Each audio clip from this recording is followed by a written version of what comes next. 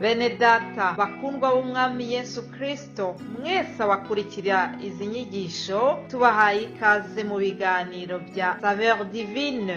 Ibi biganiro mu bitegurirwa n'abavugabutumwa bwiza batandukanye, akaba ari umuhamagaro ugendera ku ijambo ry'Imana byanditse mu gitabo cy'ubutumwa bwiza uko bwanditswe na Matayo ibice 24 umurongo wa 14. Kandi ubutumwa bwiza bw'ubwami buzigishwa mu isi yose ngo bube ubuhamya bwo guhamiriza amahanga yose, nibwo imperuka izahera ko ize. Ibi biganiro mubikurikira ku channel ya YouTube yitwa Saveur Divine. Tubifurije kugubwa neza. Imana Data ari nayo So ibaha umugisha.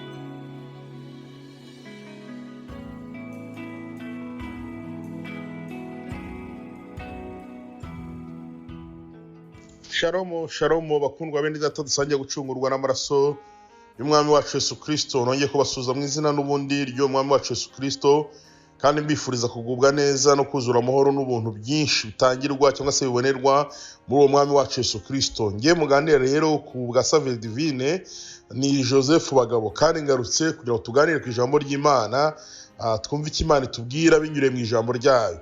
Bene data bashitse bagira umwe mu kurikirana cya Saveur Divine kino cyumweru.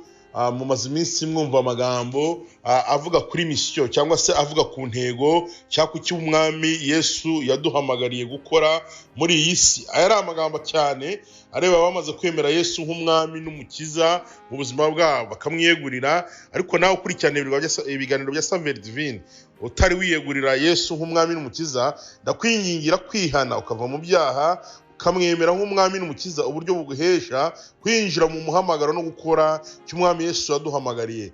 Turimo tugendera cyane ku ijambo ry'Imana dusanga muri Matayo, ubutumwa bwiza bwa Matayo ibice 28 umurongo wa 19, aho Yesu yabwiye abigishwa ngo mugende muhindura abantu bose mu mahanga yose, abigishwa mubabatize mu izina rya Data wa twese n'Umwana n'Umwuka wera.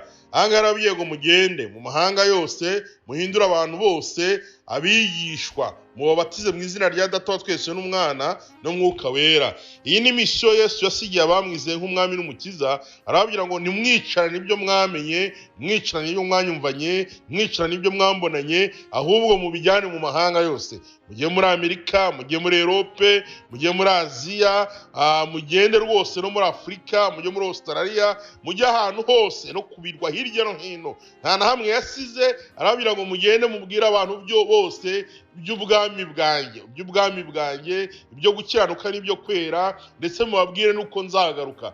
Bene data bashiki banjye, ndagira ngo mbabwire ngo iyi ni intego twahawe, iki ni ikintu twahawe tugomba gukora. Yesu nicyo yadusigiye, nicyo yasigiye abantu bose bamwemeye nk'umwami n'umukiza. Kimara kumwemera nk'umwami n'umukiza, ubuhawe uba winjiye mu bakozi, ubuhawe akazi ko gukora. Ntabwo ari ibintu byo kwicara gusa, ahubwo niba waremeye Yesu nk'umwami n'umukiza, Yesu uhabwa n'akazi. Hari akazi wahawe ko gukora, hari umurimo wahawe wo gukora mu buryo ubwo aribwo bwose wabikoramo, nubwo uburyo abantu babikoramo budasa. Ariko nawe menya ngo wahawe akazi ko kugenda mu mahanga yose ukamamaza Yesu nk'umwami n'umukiza. Batari bamwizera bakamwizera, batari bamumenya bakamumenya, kugira ngo ahari kugaruka kwe nigushyika abantu bose isi yose bazaba barumbishije imbuzi ibwira abantu ko Yesu ari umwami n'umukiza, kandi babwira kwihana bakava mu byaha bagahindukira bakaza bakamukorera. Nawe umva ibiganiro bya Saveur Divine utari wemera Yesu nk'umwami n'umukiza, ndakwingingira kumwemera nk'umwami n'umukiza, uburyo buguhesha kwinjira muri mission yatanze, uburyo buguhesha kwinjira mu kazi ugatangira ugakora iki gikorwa Yesu yaduhamagariye cyo kumwamamaza, tukavuga ko ari umwami n'umukiza.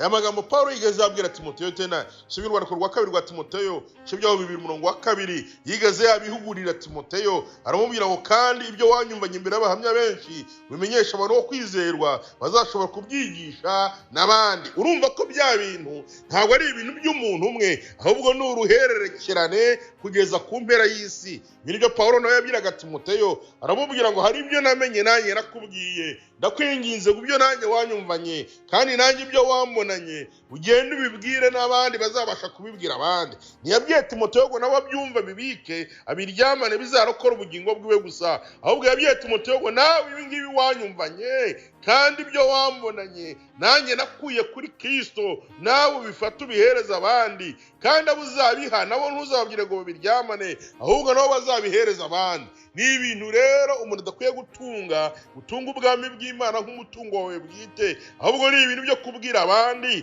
kugera ku mpera y'isi.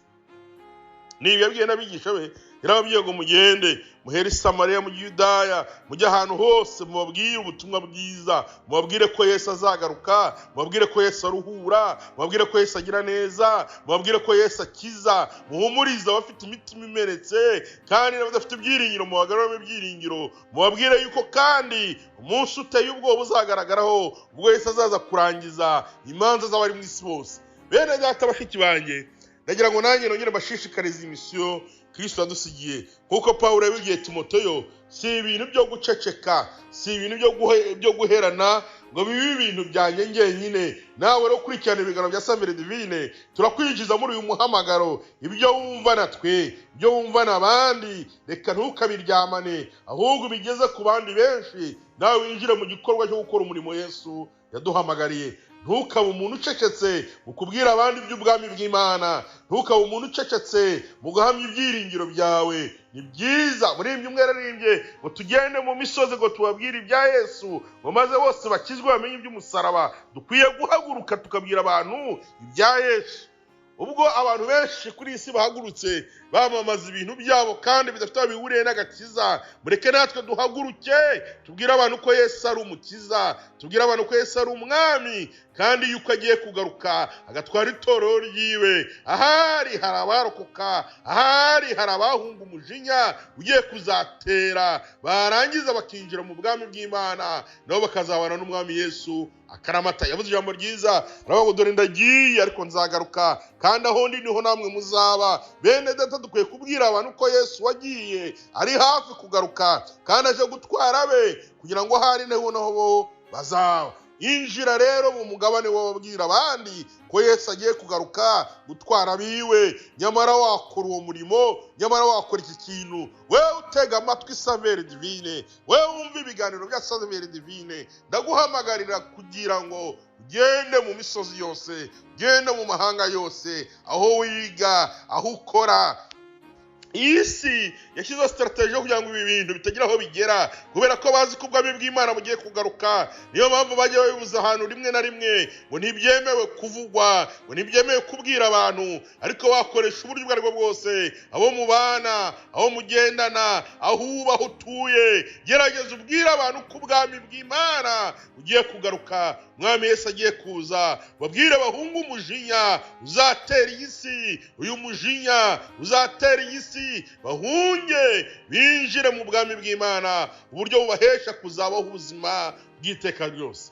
Bene data bashiki banjye, mureke twature tubwire abantu ko Yesu ari umukiza, tubwire abantu ko Yesu ari umukiza, tubwire abantu ko Yesu aruhura. Abantu bararushye, abantu babuze uko bigenza, ariko bakwiye ababwira ko Yesu aruhura. Mureke duhaguruke tujyane ubu butumwa, tujye mu mahanga yose. Nibyo Pawulo yabwiye Timoteyo, aramubwira ngo mwana wanjye Timoteyo, hari ibyo wanyumvanye, hari ibyo wambonanye, ariko ntubike, genda ubyigisha abandi, kandi nabo bafite ubushobozi bwo kuzabibwira abandi, kugera ubwo isi yose zamenya kugaruka k'umwami wacu Yesu Kristo.